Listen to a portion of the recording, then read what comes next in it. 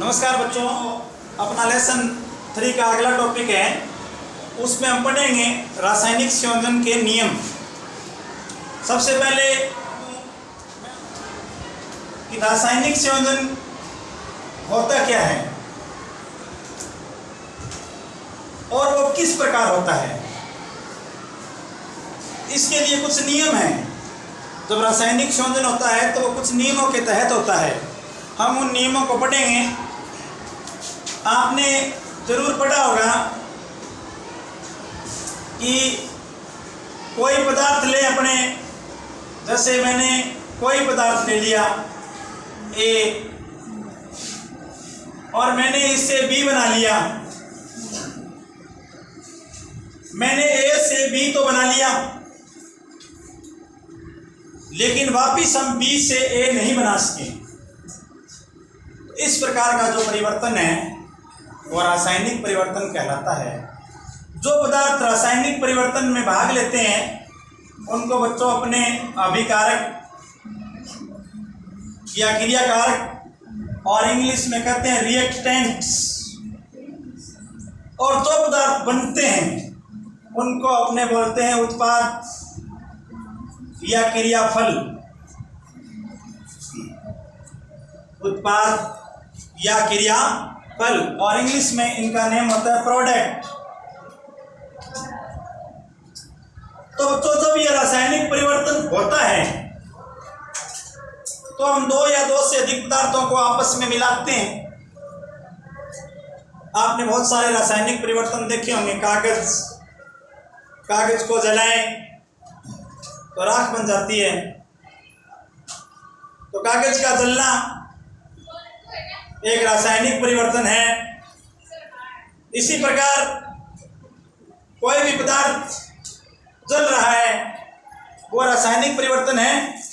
रासायनिक परिवर्तन में रासायनिक संयोजन किस प्रकार हुआ, तो रासायनिक संयोजन कुछ नियमों के तहत होता है। हमें सर्वप्रथम सबसे पहले ये नियम पढ़ने हैं। देखो, जो रासायनिक संयोजन का पहला नियम है वो द्रव्यमान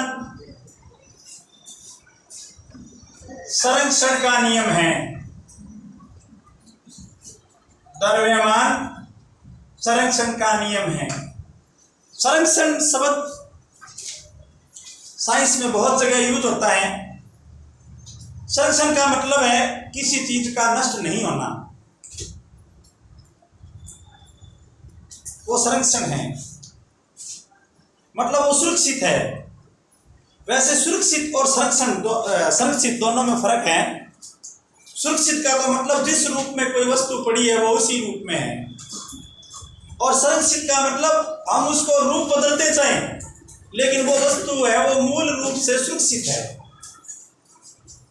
तो द्रव्यमान संरक्षण का जो नियम है, इस नियम के अनुसार जब रासायनिक परिवर्तन संपन्न होता है तो द्रव्यमान में कोई परिवर्तन नहीं होता है।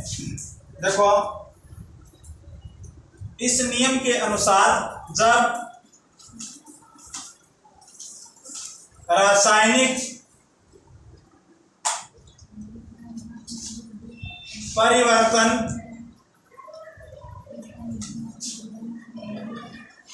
संपन्न होता है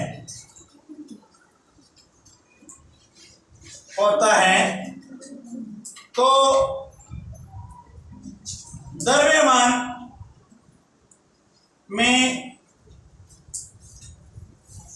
कोई परिवर्तन नहीं होता है। नहीं होता है मतलब द्रव्यमान संरक्षित रहता है। द्रव्यमान संरक्षित रहता है। मैं आपको इसकी कंसेप्ट क्लियर करूंगा।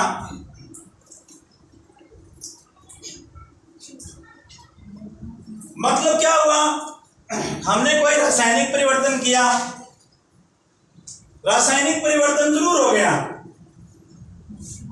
लेकिन बच्चों वैज्ञानिक दृष्टि से जिन पदार्थों ने रासायनिक परिवर्तन में भाग लिया और जो पदार्थ बने उनमें आपस में किसी प्रकार का कोई परिवर्तन नहीं हुआ।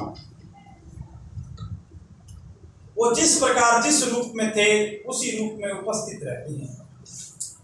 यानी इस नियम के अनुसार द्रव्यमान को न तो उत्पन्न किया जा सकता और न ही नष्ट किया जा सकता, बल्कि उसे एक रूप से दूसरे रूप में बदला जा सकता है।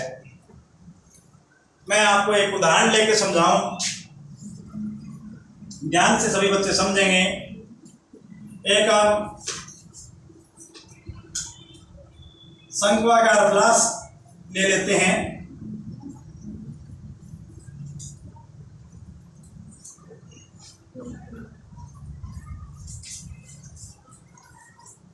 शंक्वाकार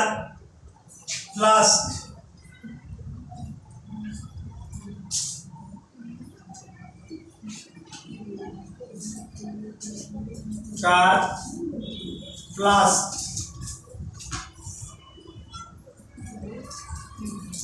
इसके अंदर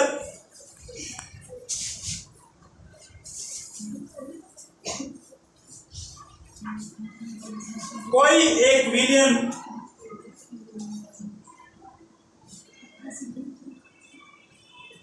वाई भर लेते हैं। मैंने कोई एक विलियन इसके अंदर वाई भर लिया।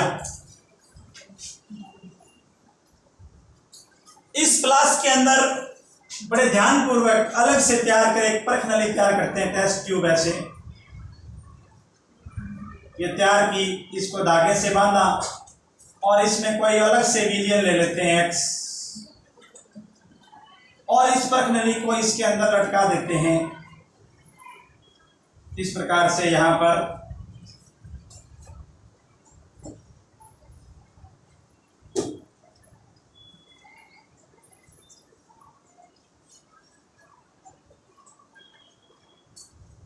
ऐसे धागे से इसको बांध कर ऐसे लटका देते हैं। फिर इसके अंदर बच्चों कॉर्क लकड़ी का बना हुआ ढक्कन फिट कर देते हैं।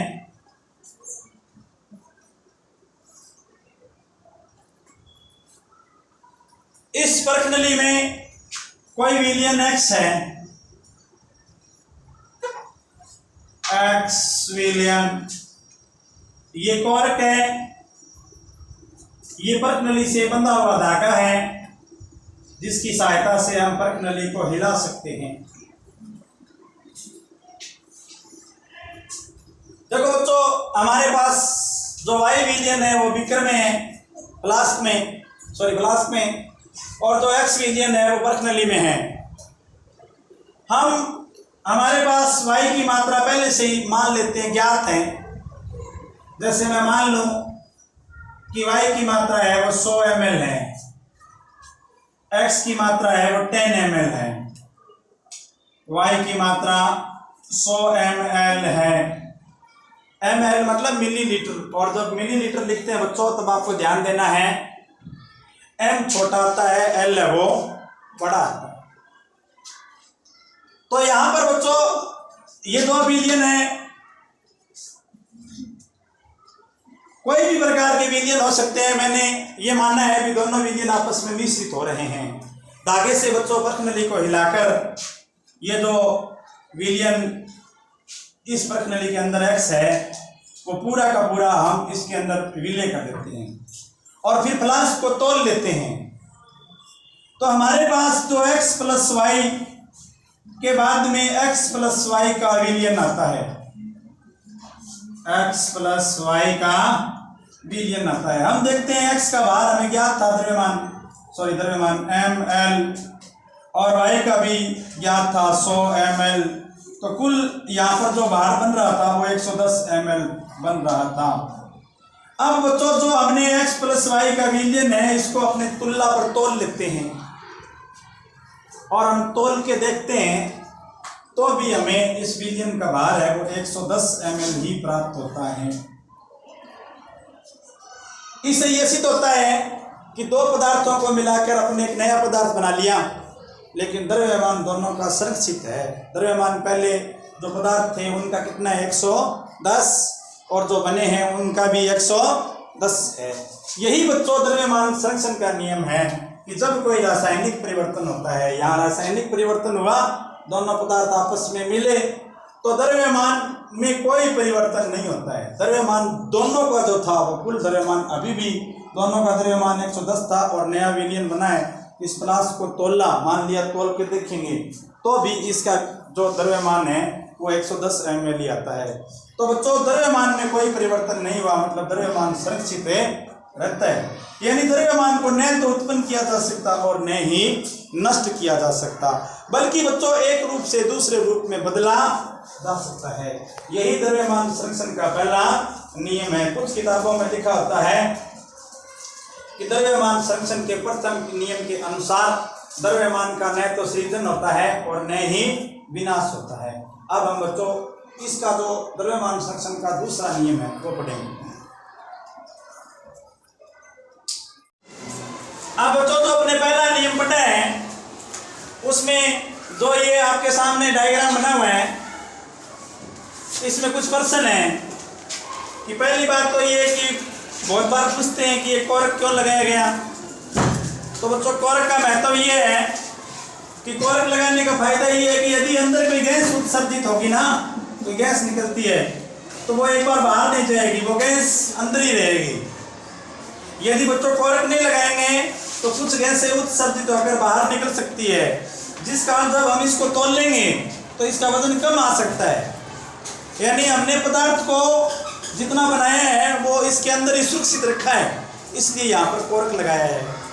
और दूसरी बात, कई बार पूछते हैं कि इसके अंदर क्या रासायनिक परिवर्तन हुआ है, तो आप कहोगे यस, यहाँ पर रासायनिक परिवर्तन है हुआ है। अब दूसरा जो नियम है बच्चों की रासायनिक संयोजन में, ये तो आपने पढ़ लिया कि यौगिक पदार्थ जब न तो बनते हैं और न ही उनको नष्ट किया जा सकता है। लेकिन बच्चों अब पदार्थों की जो मात्रा है वो किस प्रकार रहती है, तो इसके बारे में दूसरा नियम बताता है। दूसरे नियम के अनुसार किसी भी यौगिक में, चाहे वो उस यौगिक को किसी भी स्रोत से प्राप्त किया गया हो, उसमें तत्व सदैव एक निश्चित द्रव्यमानों के अनुपात में विद्यमान होते हैं। तो मैं आपको पूरा नियम एक्सप्लेन करता हूं। किसी भी यौगिक में, किसी भी यौगिक में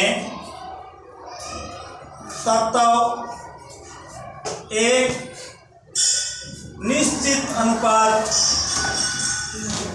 में उपस्थित होते हैं, अनुपात में उपस्थित होते हैं। यानी उनके द्रव्यमान का जो अनुपात है ना वो स्थिर रहता है, उनके द्रव्यमान का अनुपात है वो स्थिर रहता है। जैसे मैं बात करूं, अपने यौगिक ले जल, अपने यौगिक है वो जल ले लिया,